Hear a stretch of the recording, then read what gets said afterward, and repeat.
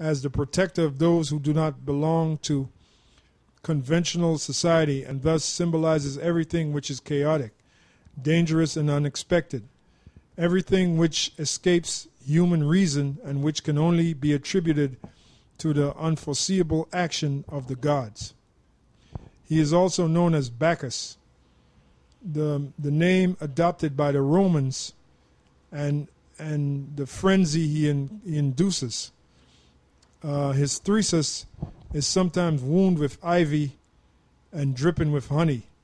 It is a beneficent wand, but also a weapon, and can be used to destroy those who oppose his cult and the freedoms he represents. He is also the liberator Athenorius, whose wine, music, and ecstatic dance frees his followers from self-conscious fear and care, and subverts the oppressive restraints of the powerful. Those who partake of his mysteries are possessed and empowered by the God himself. His cult is also the cult of souls.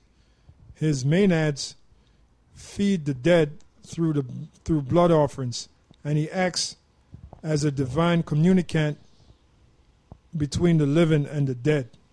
Yeah, so this is that god, that their god, the Greek, that one of their Greek gods that Antiochus Epiphanes forced the Israelites to follow. So I mean, you have figures of that of guys like Jay-Z, these Jakes in the hip hop world, the NBA world, you know, the music industry outside of hip hop. You know, these actors. If an actor came into town, you know, there'll be a frenzy to touch him, to meet him, to get his autograph, like he's a god. They're among the they're also known as lesser luminaries, because all these different guys in the hip hop world and actors and athletes, they're all lesser luminaries to the real Illuminati, which are the Rothschilds and the super rich. And then Antiochus Epiphanes, he spoke about a one world order, right? He said that the world will be one people. And that goes back to Genesis, the 11th chapter, the Tower of Babel. All right? So this is why our people are so confused, and the masses of our people can't wake up to the fact that they're Israelites, because the Most High closed your mind so you can't see it. But now the Most High is getting ready to take this place out. Now you want to speak in behalf of good white people. This was a good Roman emperor, good Roman Caesar. That didn't exist. The Greeks, you had the Olympics not too long ago, earlier in the summer, right? You had the Olympics, and you have a lot of these jakes that are athletes, and they're not butt naked, but they wear these spandex type. You have the woman, the black woman. You can see the shape of her breast, the shape of her ass. So in essence, she's basically naked. You know. You have the boxers. They don't have a shirt on. You can see their bare legs. They might have shorts, but back during that time period, they were actually butt naked. So these jakes want to be a part of this world, so they're going to die with this world. All the history is here to show you. We all have all the documents to show you that this man is a devil, and he continuously proves that he's a devil, time after time after time. All right. So we don't need to get into that no more. What I want to do is I want to get the director up and ready, and we want to go to the first. Now this right here, let me get you ready for this, and I might have the producer in post-production. You might have to put a black box around the woman's titties, but this is a black woman, your queen to be, the great black woman that you put on the pedestal. This black woman any of you brothers deal with a black woman and you got any problems, do not come to me. Do not come to me asking for your advice. I ain't got no advice for you, man. I told you to stay away from that bitch. But this is this black woman down there at Zuccotti Park last year. This was on, I believe, Christopher Columbus Day, and she was protesting. I guess the Wall Street thing, the 1%, and I guess at the same time Christopher Columbus Day, but she was butt naked with paint on her face. And then she's going to mention about the society of Cushite women who are warriors and shit. The black woman's out of her fucking mind, man. But anyway, this also ties in with the whole thing with Christopher Columbus, because now we're going to go into Christopher Columbus and his wickedness, his wicked deeds. So go ahead, Ak.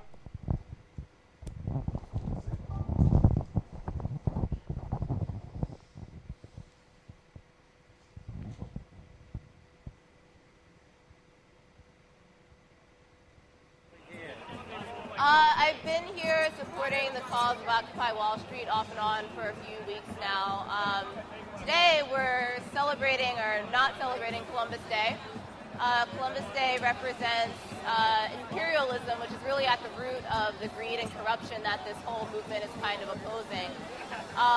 And she's trying to sound just like the white girl. From all over Africa and also Native American, so I kind of have a fusion of things going on in my outfit. Yeah, I mean, the body paint, the toplessness, it's all a statement. It's just, we're actually supposed to be, trying to demonstrate the violence of what was done to brown people all over the world. It's not just, Native Americans and Africans, even though I feel that the Native American and African populations probably took it the hardest and got the most, those populations were decimated the most. We still see the effect of colonialism in Africa today.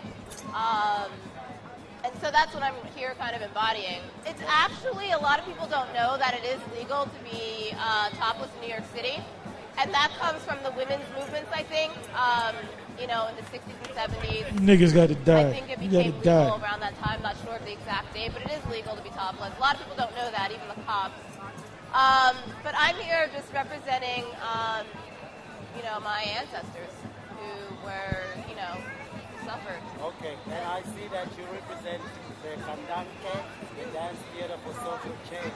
Yes, I'm the artistic director of a dance theater for social change called the Kandaki. The Kandaki is a reference to the ancient queens of Kush. It was southern Egypt, Sudan, I believe Ethiopia as well. And they were the political, military, and spiritual leaders of their societies. So yeah, she said the queens of Kush, and she said that there was a warrior society that they sat on thrones and they were over men and they fought in the wars and so forth, which that goes back, like she did mention Kush. That goes back to Makeda and the Queen of Sheba, which it took me a while to find this because I found this a while back.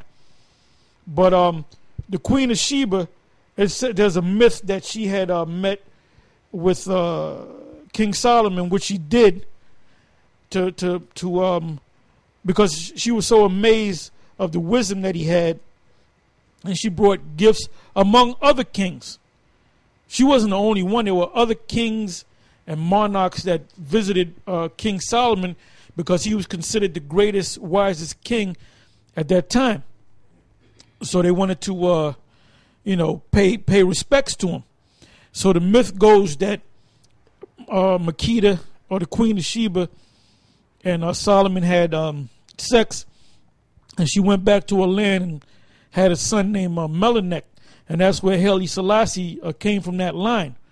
So he's trying to say his line goes directly back to King Solomon, right?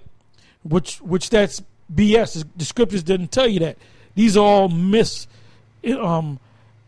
conjecture, from different historians and so forth. The Islamic world, the Arab world have their own story. Then you have the people of Kush, different African tribes that lived in that region. But when you go deep into the history of the Queen of Sheba, she never had sex with Solomon, and she was known for she was part of that so-called society that this crazy black bitch was talking about, which she's supposed to be a descendant of, meaning she doesn't know that she's an Israelite. You know, she probably went to college hanging around them white girls. She probably spread her legs for white boys. She probably was involved in orgies. I'm talking about this chick. I don't know for sure. But if you got your woman and all of a sudden she takes her top off and you still dealing in public and the camera's on and you still dealing with her ass, something's wrong with you. Something's wrong with you, man. You know that woman is a goddamn...